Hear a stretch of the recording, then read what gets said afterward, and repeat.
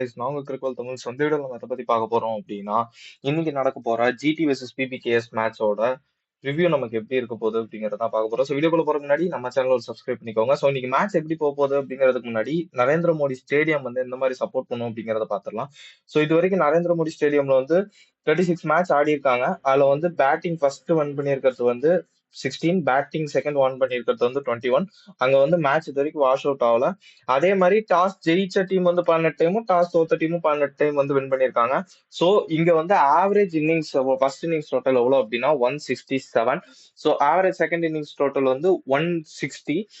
So இங்க வந்து நம்ம வந்து ரொம்ப ஹை ஸ்கோரிங் வென்யூவா எக்ஸ்பெக்ட் பண்ண முடியாது. பட் ஆனா ரீசனபிளி ஹை ஸ்கோரிங் வென்யூ வந்து இங்க எக்ஸ்பெக்ட் பண்ணலாம்.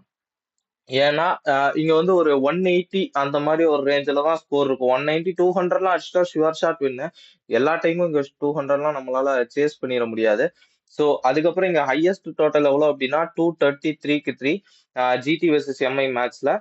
அதுக்கப்புறம் இங்க லோவஸ்ட் டோட்டல் என்ன அப்படின்னா 89க்கு 10. அது வந்து ஜிடி வெர்சஸ் டிசி மேட்ச்ல.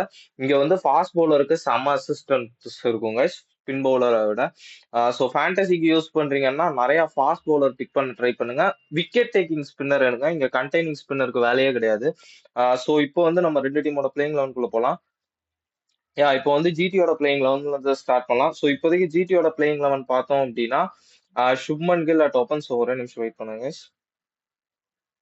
யா சுப்மன் கில் வந்து ஓபன் பண்ணுவாரு. யார் கூடனா ஜாஸ் பட்லர் கூட நான் நினைக்கிறேன்.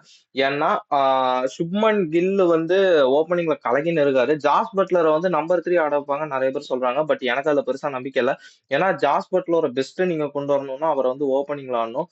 So Shubman Gill and Jos Buttler opening and Sai Sudharsan. So Sai சுதர்சனை வாட்ச் அவுட் பண்ணுங்க guys இந்த சீசன். எனக்கு என்னமோ தோணுது சாய் சுதர்சன் வந்து ஒன் ஆஃப் த பெஸ்ட் சீசனா இது இருக்க போகுது சாய் சுதர்சனுக்கு அப்படின்னு நான் நினைக்கிறேன். அதுக்கப்புறம் பார்த்தோம் அப்படின்னா நம்மளோட ஷாருக் கான். ஸோ ஷாருக் கானை வந்து ட்ரஸ்டடா மிடில் ஆர்டர்ல இவங்க ஆட போறாங்க அப்படிங்கிறது இவங்களோட மிடில் ஆர்டர் வீக்னஸ் வந்து டினோட் பண்ணுது. ஏன்னா ஷாருக் கான் வந்து போன வருஷம் நல்லா பண்ணாரு டீசெண்டா. பட் அதை வந்து இந்த வருஷம் அவரால் திரும்ப பண்ண முடியுமா அப்படிங்கறது எனக்கு தெரியல. ஸோ ஷாருக் கானோட மிடில்ல இருக்கிறது கொஞ்சம் எனக்கு டவுட் தான். ஸோ அடுத்து பார்த்தோம் அப்படின்னா கிளென் பிலிப்ஸ். ஸோ அவரோட ஃபார்ம் ஆஃப் ஹிஸ் லைஃப்ல இருக்காரு கைஸ். அவரை பத்தி பேசி ஒன்றும் பண்றதுக்கு இல்ல. அதுக்கப்புறம் பாத்தீங்கன்னா ராகுல் ட்ரிவேத்தியா. டிவேத்தியா வந்து டே அண்ட் டே அவர் முடிச்சு கொடுத்துக்கினே இருக்காரு மேட்ச் பினிஷர். ரொம்ப ரொம்ப அண்டர் ரேட்டட் பினிஷர் என்னை பொறுத்த வரைக்கும் ராகுல் டிவேத்தியா தான். ஸோ அவர் வந்து இன்னும் கொஞ்சம் அவருக்கு நல்ல பேர் கிடைக்கணும். அதுக்கு இந்த சீசன் நல்லா இருக்கணும்னு நான் நினைக்கிறேன். ஸோ அடுத்து பார்த்தா ரஷித் கான். ஸோ ரஷித் கானை வந்து நீங்க 7க்கு கீழெல்லாம் அனுப்புனீங்கன்னா நீங்க ரஷித் கானை பேட்டிங் ஆடுறதே வேஸ்ட். ஸோ என்னை பொறுத்த வரைக்கும் வாஷிங்டனை கம்பேர் பண்ணும்போது ரஷித் கான் வந்து செம power hitter. So Rashid Khan at 7, Washington at 8. அதுக்கப்புறம் பாத்தீங்கன்னா முகமது சிராஜ். இவங்க ஒரு ஃபாஸ்ட் bowling ஃபேக்டரியே வச்சிருக்காங்க. முகமது சிராஜ் வந்து அதுல ஃபர்ஸ்ட் பிரைமரி ஃபாஸ்ட் பவுலரா இருப்பாரு. அவரு கூட ரபாடா, அப்புறம் வந்து பிரசித் கிருஷ்ணா. சோ இந்த ஃபாஸ்ட் bowling அட்டாக்கோட லீட் என்ன பொறுத்த வரைக்கும் ரபாடா தான். பட் சிராஜுக்கு இங்க வந்து எனக்கு என்னமோ தோணுது கைஸ், இந்த வருஷம் சிராஜ் ஒரு 25 விக்கெட் எடுத்தா கூட ஆச்சரியப்படாதீங்க. ஏன்னா குஜராத் கிரிக்கெட் வந்து ஃபாஸ்ட் பவுலருக்கு நல்லா சப்போர்ட் பண்ணும். சோ நீங்க பாஸ்ட் கடைசி 3 சீசன்ல பாத்தீங்க அப்படின்னா சமி இங்க சூப்பரா பண்ணியிருக்காரு. மோஹித் சர்மா சூப்பரா பண்ணியிருக்காரு. சோ இந்த மாதிரி பவுலர்ஸ் எல்லாம் ஒரு மாதிரி அவங்களுக்கு அது ஒரு கம்பேக் சீசனாவே இருந்துச்சு. அந்த மாதிரி பண்ணியிருக்காங்க. சோ அதனால எனக்கு என்னமோ தோணுது சிராஜ் வந்து இங்க சூப்பரா பண்ணுவாரு அப்படின்னு. அதுக்கப்புறம் ரபாடா, அதுக்கப்புறம் Prasidh Krishna. Prasidh Krishna is not a old Prasidh Krishna. ஒரு பழைய பிரசித் கிருஷ்ணாவா இருந்தா இவங்க டீமோட ஃபாஸ்ட் பவுலிங் அட்டாக் வந்து பயங்கர பவர்ஃபுல்லா இருந்திருக்கும். அவர் நிறைய இன்ஜுரியில இருக்காரு. T20க்கு வந்து பவுலிங் போட்டே ரொம்ப நாள் ஆச்சு. ஸோ நான் வெயிட் அண்ட் சி நான் பார்க்கணும். இவங்களோட இம்பாக்ட் சப் யாருன்னு பார்த்தோம் அப்படின்னா மணிபால் லோம்ப்ரோ. ஸோ மணிபால் லோம்ப்ரோ தான் இவங்களோட இம்பாக்ட் சப். இவர் வந்து ரீசனபிளா பேட்டிங் ஆடுவாரு. ஸோ இவங்களோட பேக்கப்ஸ் எனக்கு பிரச்சனை தாங்க. ரொம்ப வீக்கா இருக்கு. இவங்களோட மிடில் ஆர்டர் ரொம்ப வீக்கா இருக்கு. இதே பாத்தீங்கன்னா மித்த டீமோட மிடில் ஆர்டர் நேத்தெல்லாம் பாத்தீங்கன்னா பூரன், பண்ட், மில்லர் ஒரு டீம்ல வராங்க. ஸ்டப்ஸ், அசுதோஸ், அந்த புது பையன் ருப்ராஜ் அந்த பையன் வரான். இந்த மாதிரி ஸ்ட்ராங்கான மிடில் ஆர்டர் இருக்கும்போது இது எனக்கு என்னமோ ரொம்ப வீக்கா தெரியுது. கிளென் பிலிப்ஸ் அந்த மிடில் ஆர்டர்லாம் தூக்கிட்டீங்கன்னா ரொம்ப வீக்கா இருக்கு. சோ இப்ப நெக்ஸ்ட் டீம் போலாம். இப்ப இங்க நெக்ஸ்ட் டீம்னா பஞ்சாப் கிங்ஸ். சோ இவங்க வந்து எப்படின்னா பவர் ஹவுஸ் ஆஃப் டீம் ஒன்னு எடுத்திருக்காங்க. செம்ம பவர் ஹவுஸ். ஒரு டீமால 300 கூட சேஸ் பண்ண முடியும் அப்படின்னா அது இந்த டீம் மட்டும்தான். ஏன்னா இந்த டீம் கிட்ட அந்த மாதிரி ஒரு பவர் ஹவுஸ் இருக்கு. ஓப்பனிங் வந்து உங்களுக்கு வந்து பிரச்சமரன் சிங்கும் ஜாஸ் இங்கிலீஷும் பண்ணிடுவாங்க. சோ ரெண்டு பேருமே வந்து டெசிக்னேட்டர். பிரச்சமரன் டெசிக்னேட்டர் ஓப்பனர். ஜாஸ் இங்கிலீஷ் வந்து அப்பப்போ ஓபன் பண்றாரு ஆஸ்திரேலியாவுக்கு T20ல. சோ அவரு தான் ஆடுவாரு. செம்ம பிளேயர் கைஸ்.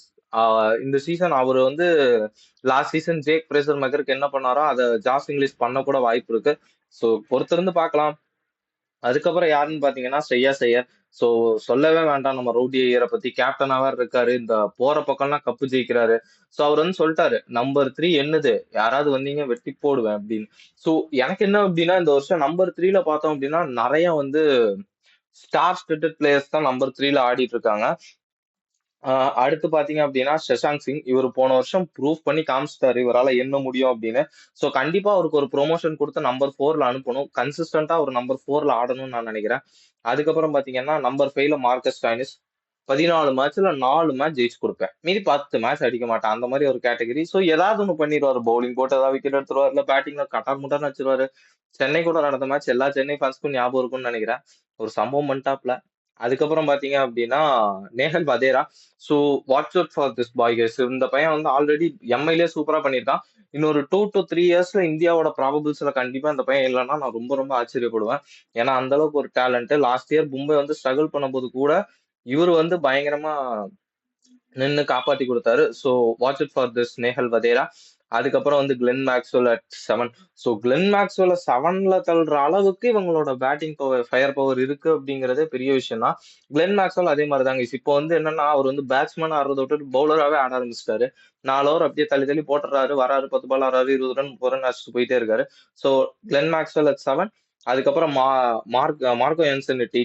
மார்க்கோ யான்சன் வந்து செம்ம ஹிட்டரு, அவர் சூப்பரா ஹிட்டிங் ஆடுவாரு. ஸோ கடைசி ஒரு 1 இயர்ல பயங்கரமா இம்ப்ரூவ் பண்ணியிருக்காரு அவரோட பேட்டிங்க, அந்த T20 வேர்ல்டு கப்புக்கு அப்புறம்.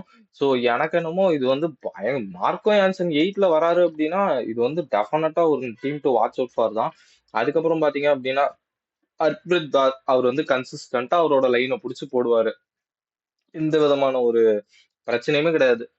4 ஓவர் 30 ரன்னுக்கு போட்டு போயினே இருப்பாரு, பேட்டிங்கும் டீசெண்டா ஆடுவாரு. அடுத்து பாத்தீங்கன்னா நம்பர் 10ல அர்ஷ்தீப் சிங். ஸோ அர்ஷ்தீப் சிங் வந்து எப்படி நமக்கு தெரியும், அவர் வந்து விக்கெட் டேக்கர், ரன் போனாலும் விக்கெட் எடுத்துருவாரு. அதுக்கப்புறம் பாத்தீங்கன்னா நம்பர் 11ல all time wicket taker Yuzvendra Chahal. So அதுக்கப்புறம் இவங்களோட இம்பாக்ட் சப் வந்து வைஷாக் விஜயகுமார். ஸோ நான் என்ன ஃபீல் பண்றேன் அப்படின்னா, போற போக்குல ஃபியூச்சர்ல வந்து நிறைய வெரைட்டிஸ் ஆஃப் ஸ்பின்னரை வச்சு போறாங்க எல்லா டீம்ஸும் அப்படின்னு நான் நினைக்கிறேன். அதான் T20 கிரிக்கெட்ல வே ஃபார்வர்டா இருக்கும்.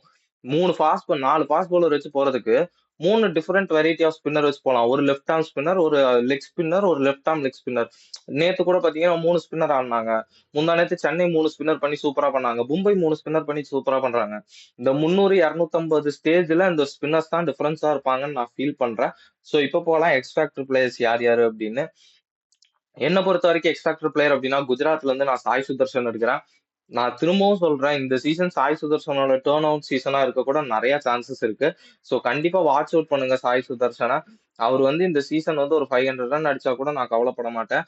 சாரி, 700 ரன் அடிச்சா கூட நான் ஆச்சரியப்பட மாட்டேன். அதே மாதிரி ஸ்ரேயாஸ் ஐயர். சோ ஸ்ரேயாஸ் ஐயர் இப்போ பயங்கரமான ஃபார்ம்ல இருக்காரு. அவர் என்னால விடவே முடியாது. டெஃபினட்டா சொல்றேன், ஸ்ரேயாஸ் ஐயர் வந்து ஒரு வாட்ச் அவுட் பிளேயர் தான். சோ இவ்வளவுதான் கைஸ். இப்போ யாரு வின்னர் அப்படின்னு பார்த்தோம்னா, எனக்கு வந்து இது ப்ரிடிக்ட் பண்ண ரொம்ப கஷ்டமா இருக்கு. ஏன்னா ஜிடி வந்து அங்க சூப்பரா பண்ணியிருக்காங்க. அகமதாபாத்ல ஜிடி சூப்பரா பண்ணியிருக்காங்க. அதே மாதிரி பார்த்தோம் அப்படின்னா பஞ்சாப் வந்து பயங்கரமான டீமா இருக்காங்க. சோ எனக்கு கொஞ்சம் கஷ்டமா தான் இருந்தது. பட் நான் வந்து ப்ரிடிக்ட் பண்றேன். நான் வந்து பஞ்சாபுக்கு எட்ஜ் தரேன் இந்த மேட்ச்ல.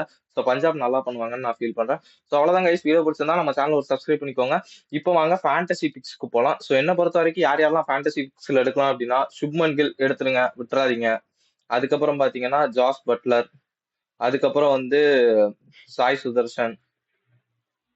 சோ இவங்க 3 பேர் இவங்களோட பேட்டிங்ல இருந்து எடுத்துருங்க. சோ பேலன்ஸ் யாரையும் என்னால பெருசா நம்ப முடியல. சோ அதுக்கப்புறம் ராஷித் கான் பேங்க், எப்படினாலும் ஏதாவது ஒரு விக்கெட் எடுத்துருவாரு, இல்ல கொஞ்சம் ரன் அடிச்சிருவாரு. முகமது சிராஜ், அதுக்கப்புறம் காகிசோ ரபாடா. இவங்க தான் என்னோட ஜிடில இருந்து என்னோட 5 ஃபேண்டசி பிக்ஸ். சாரி, 6 பேர் எடுத்திருக்கான்னு நினைக்கிறேன். சோ 6 ஃபேண்டசி பிக்ஸ், அங்க இருந்து 5 எடுத்துக்கலாம். சோ இங்கே என்னால யாரையுமே விட முடியாது கைஸ், அந்த மாதிரி தான் இருக்காங்க இவங்க. சோ பரவாயில்ல, நான் ஜாஸ் இங்கிலீஷ் ஃபர்ஸ்ட் ஃபேண்டசி பிக்கா எடுத்துக்கிறேன். ஸ்ரேயாஸ் ஐயர், சஷாங்க் சிங், யுஸ்வேந்தர் சகல், ஹர்ஷ்தீப் சிங். சோ இவங்க தான் இப்போதைக்கு என்னோட ஃபேண்டசி பிக்ஸ். ஸோ யூஸ் பண்ணிக்கோங்க. இதுல உங்களுக்கு வேணும் அப்டின்னா, நீங்க இதுல ஏதாவது ஒரு பிளேயர்ஸ் எடுக்குறீங்கன்னா, நீங்க எடுத்துக்கோங்க. கண்டிப்பா இவங்க எல்லாருமே பாயிண்ட் எடுத்து தரக்கூடிய பிளேயர்ஸ். பட் இந்த 2 பிளேயர்ஸ விட்றாதீங்க. கண்டிப்பா இந்த 2 பிளேயர்ஸ்ல யாரோ ஒருத்தராவது இன்னைக்கு நல்லா பெர்ஃபார்ம் பண்ணுவாங்கன்னு நான் நம்புறேன். ஸோ வீடியோ பிடிச்சிருந்தா நம்ம சேனல சப்ஸ்கிரைப் பண்ணி, ஒரு லைக் பட்டன தட்டி விட்டுருங்க கைஸ்.